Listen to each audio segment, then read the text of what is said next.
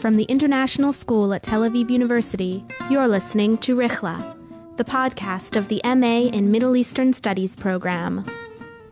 Rihla is the Arabic word for travelogue.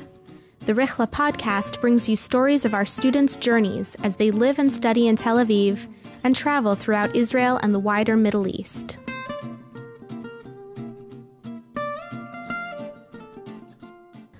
So let's start. Okay. Could you introduce yourself, please? I'm Molly Lauer. I'm a master's student in Middle Eastern Studies at Tel Aviv University. I work for Women's Voices now for Heidi Bash-Harod as a global coordinator for the 2013 Global Tour. We basically go around showing this film set that we have in our repository, hoping to generate discussion with women's groups around the Middle East in Muslim-majority societies about women's rights and their position in society and how they can actively improve their lives or recognize the empowerment that they've already established for themselves. I got involved in the organization because of Tel Aviv University, actually. I got an email one day saying, hey, we're looking for people to help out with this organization. It has to do with, women's empowerment. And that was always the thing that I wanted to come to Tel Aviv to do. So as soon as I saw that email, I responded right away and said I was interested. And I heard back the next day. And it was the start of a very enlightening internship. Let's talk about that day in Nablus. Okay. What is Nablus like? I haven't been there. Nablus, yeah, that was my first day ever in Nablus. It's, my only day. I haven't gone back since then, but it was a really surreal experience. I had been to the West Bank before, but never so far into it. We had always kind of skirted along the border, and this was my first time actively planting myself somewhere in the West Bank and talking to the people there and experiencing a bit of what they experience every day. We were driving to Nablus, and I just remember being completely lost because the roads are winding and there's hills everywhere and you see settlements in the distance. I knew about it from the papers and I knew about it from stories I've heard from my friends, but experiencing it firsthand was surreal. We arrived in Nablus and we had no idea really where this place was. We had, we had directions and we had Dead Reckoning and we had the memory of people who had been there before. But really, luckily, we ran into someone. We asked someone on the street for directions. And he said, oh, I know exactly where you're going. Here, I'll get into the car and we can, it's easier if I come with you and give directions to the driver in Arabic. And he was so helpful. And we arrived there right on time because we were worried that we wouldn't. And it was serendipitous and a great way to start the day. The help of a stranger, random act of kindness. And so I have to admit, I was a bit skeptical because it was a man, actually. And I'm not in general skeptical of men's generosity, but given the context, we were going into Nablus to speak to women of Nablus about how they might feel oppressed by men in their society. and you get there and this nice man helps you. Exactly. I was like, well, that's a good reminder. That is a really good reminder. And so we got there and the women, there were about 15 of them total.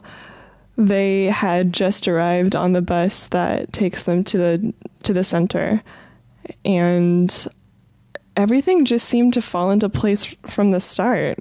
It was a very great beginning to the day, and everything after that just went out of my hands in the best way possible. So what was the program for the conference? The program was that we were going to show 4 films, short films, about 5 to 10 minutes each, relating to different issues on women's rights, women's empowerment, their experiences, the relationships between men and women. And there was a psychosocial program manager there who was going to facilitate the discussion in Arabic. And there was a translator there who was taking notes and kind of whispering asides to us so that we didn't miss out on too much, even though I know that there's a lot that we missed out on. And the idea was that we would introduce the film, show the film, and then have a short discussion afterwards about that particular film, and then move on to each one in turn. I had a list of questions for each film. I had a plan and did not need it at all. I thought it would be difficult to start any discussion with women. I thought it would be difficult to get them to speak. Maybe they would feel like they didn't want to open up in front of an audience.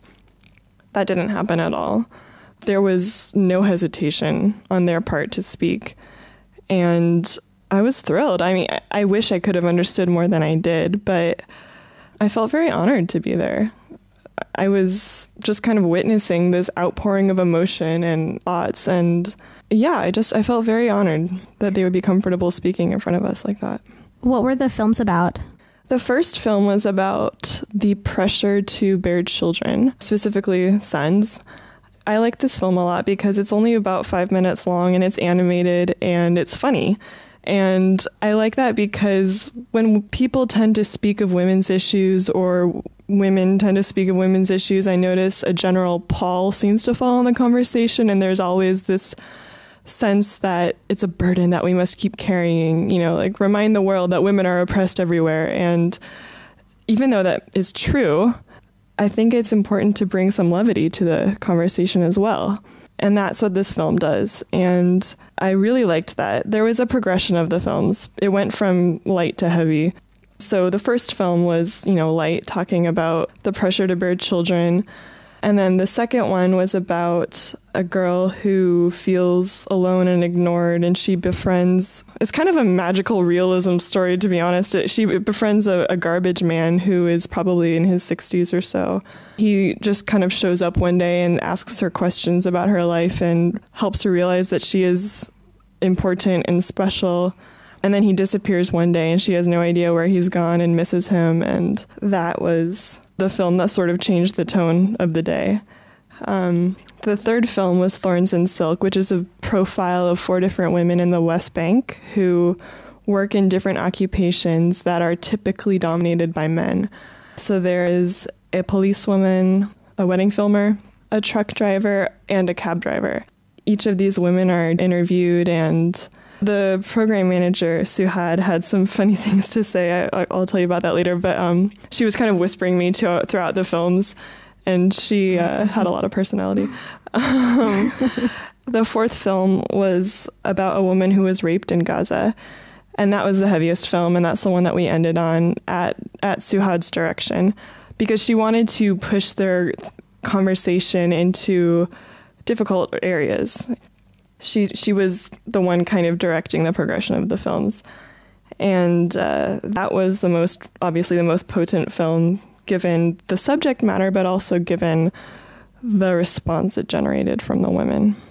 Well, let's go back to the penultimate film, what was it? Thorns and Silk. Thorns and Silk, What was Suhad saying about it? So the documentary, Thorns and Silk, starts with a profile of a woman who films weddings, and she films only the women, and she does it in such a manner that gives complete privacy to the women, which is the way in Palestinian society.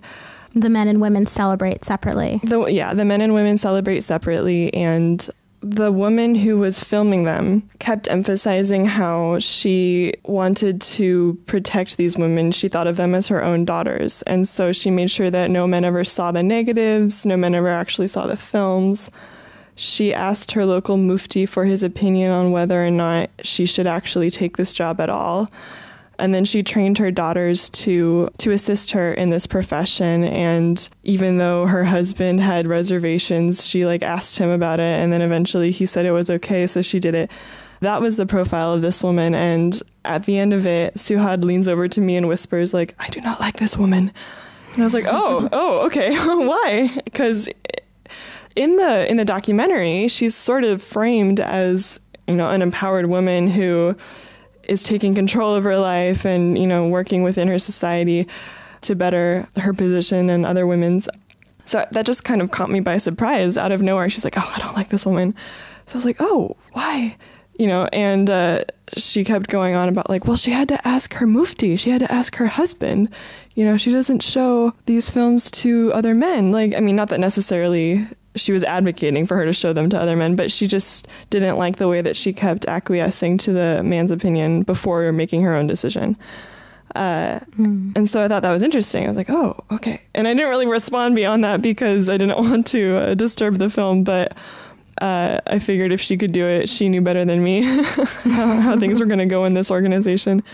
So later on in the Thorns and Silk film, they profiled the woman who drives a cab in Jerusalem. And this woman is adorable. She talks about how she very nonchalantly and happy-go-luckily talks about how she drives both men and women, both Jewish and Muslim. She will change her headscarf to reflect what area of Jerusalem she's driving in so that her passengers feel more comfortable. And she mentioned... So if she's in West Jerusalem, she'll wear her headscarf differently? Right, yeah. And she drives on Shabbat, and she says that, you know, people don't really feel uncomfortable or weirded out by that, and that often Jewish women will ask her to give them a recommendation for a hair salon, and they'll ask her to come with them because they want company and they like her. And, you know, it's... she's very personable, and at one point in the documentary, she says, you know, people ask me, do you feel afraid? Do you feel afraid to drive a cab at all? You know, being a woman, being a Muslim woman in Jerusalem. And she responds like, of course not. You know, I feel strong. I feel as strong as this wall. And she mentions the separation barrier there. And the whole time she's just kind of smiling in a totally self-assured way. And then at the end of that clip, she honks the horn a couple times to get the person in front of her to move. And it's just the perfect way to end that shot. But while they're interviewing that woman in the documentary, Suhad leans over to me and says, like, I like this woman, you know, and she kind of raises her eyebrows conspiratorially. And I just, I liked the film, but I liked Suhad's reaction more. And do you know what some of the women were saying about the film, the last film? The last film, yeah. That was interesting. So throughout the whole discussion across all the films, Ines, the translator, had been leaning back and kind of updating us on what had been said so far. And it had been regular, but it wasn't necessarily very frequent. Then we got to this film about the woman who was raped in Gaza, and she was on it. She kept leaning back. She kept talking to us about what they were saying. The most important thing that I took away from it was the most, in my perspective, depressing, which was that 11 out of about 15 or 16 women there thought that it was the woman's fault for being raped. In the film, the woman talks about how this man that she had been seeing, that she was engaged to, came over one night because they were in the middle of a fight, and he asked her to get in his car so that they could go somewhere to talk. And then after that, she discovers, like, you know, she wakes up and realizes that she has been raped. And so... What do you mean? Like, he drugged her? He drugged her and brought her to an empty warehouse and raped her. And then, you know, the film ends with her describing how, in order to preserve her status in society, she ends up marrying him. And basically, she's aware that she's unhappy. She knows why she's unhappy. She realizes that this is wrong, what happened to her. But that in order to make things better within the context of her society, she has to keep living this life of being married to him. And the film ends with her saying, like, it would be better if she were dead. She feels like her life is over. And it's a really hard film to watch. It's only 5 minutes long, but it feels like it goes on forever. And so these women, I was watching their reactions, and during this film in particular, they were pretty stony-faced. They had been reacting to the films before then, but for this film, they were not moving so much. You know, they were pretty silent. So when we started the discussion, there was kind of a beat, you know, a pause where no one was really talking. And then they started talking. And then that's when it came out that they believed that it was the woman's fault for getting in the car. Not all of them, but most of them. And that was really hard for me to hear. I understand where it comes from, but it was really hard for me to hear. What did they think about the marriage? They thought it was the best way. As far as I could tell, they agreed with that interpretation of how to resolve the situation. I don't know for sure because I haven't seen all the notes, but I don't think any mention was made of honor killing or any kind of thing like that, but the focus of the discussion seemed to be on the woman's blame. And that's what Suhad was really pushing them on. She kept asking them why. Like, I can catch a little bit of Arabic every now and then, but when I was watching Suhad, actually, like, that was the most telling thing, because she was at the front of a semicircle of women so that she could see all of them, they could see each other, and her gesticulations got really emphatic during that discussion, and that was more telling than actual language could be at times. She told me later after that discussion that she wanted to end on that one specifically because that's sort of her MO with women's groups. They come every week. They have about 45 minutes with her, and there's usually about 30 women in the group. And because she knows that each woman needs personal attention that she can't give to them, she tries to really impress upon them a radically different idea that they're not used to, and then give them time over the next week to really think about it. And then hopefully next week they'll have something more to say about it, to challenge her on, or maybe to just talk with her about, because she's aware that these are new ideas for them, that, they can't change their opinion about something so radical as the victimization of rape in 45 minutes. That's just impossible, and she knows that. But I asked her why she had been doing so much of the talking during the discussion, because the idea is that we, get their perspective. and she told me that she needed to impress upon them these different ideas so that next week they could speak more. Did the women there seem to think that they deserve more options in their lives, more choice, more freedom, power? Yeah. From the very first film, it was apparent that they were able to identify why they were unhappy and what contributed to that, but they were not ready yet to consider changing that. So when they were talking about how it was the husband's decision how many children they had, whether they keep bearing children until they have a son, that kind of thing, they realized that it was distressing to them, that they didn't feel like they had control over their own bodies, that they were expected to care for all these children that they produce. They were aware that that made them unhappy, but they weren't ready to consider that maybe they could say no to their husband. That was a question that Suhad specifically asked them. Do you feel like you can say no? And they all answered no.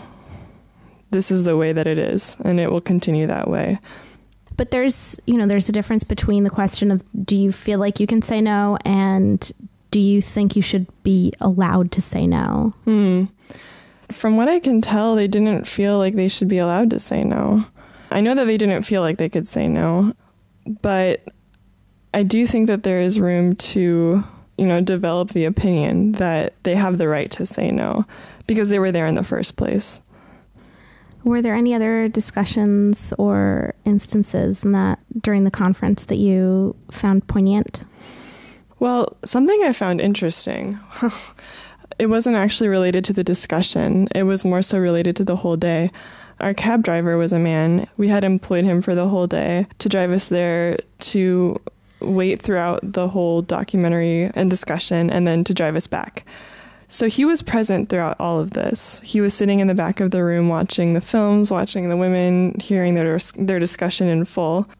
The interesting and the slightly depressing thing to me was that he was present for all of this, and then on the ride back, he started talking to us about his children and how he had a son and I think 2 daughters. But when he showed us, he's like, "Oh, do you want to see pictures of my kid?" And we're like, "Yeah, of course." So he pulls out his phone and he is only showing us pictures of his son. And I was not too happy about that. And it just felt like... Do you think it was like a modesty thing? Like were his daughters already like mature?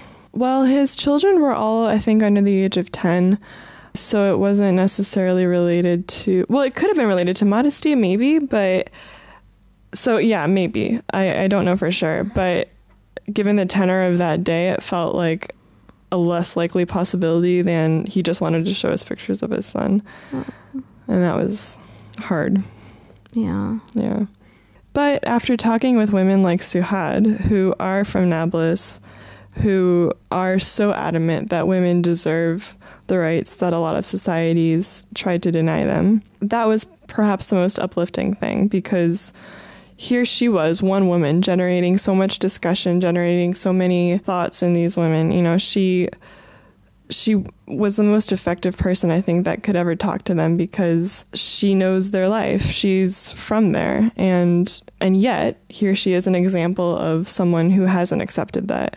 That was the most uplifting part of the day for me, because I saw that change is possible. It starts at a very grassroots level, for sure. And it's very discouraging, and it's hard to imagine that from a day like the day we had in Nablus, a woman like Suhad would develop in the future, but clearly such a thing has happened and will continue to happen.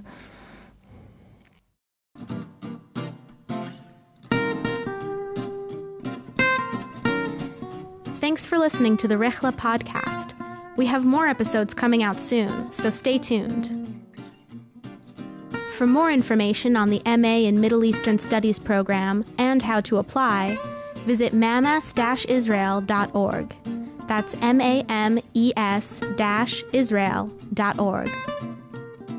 The Rihla Podcast is produced by Shoshi Shmuluvitz.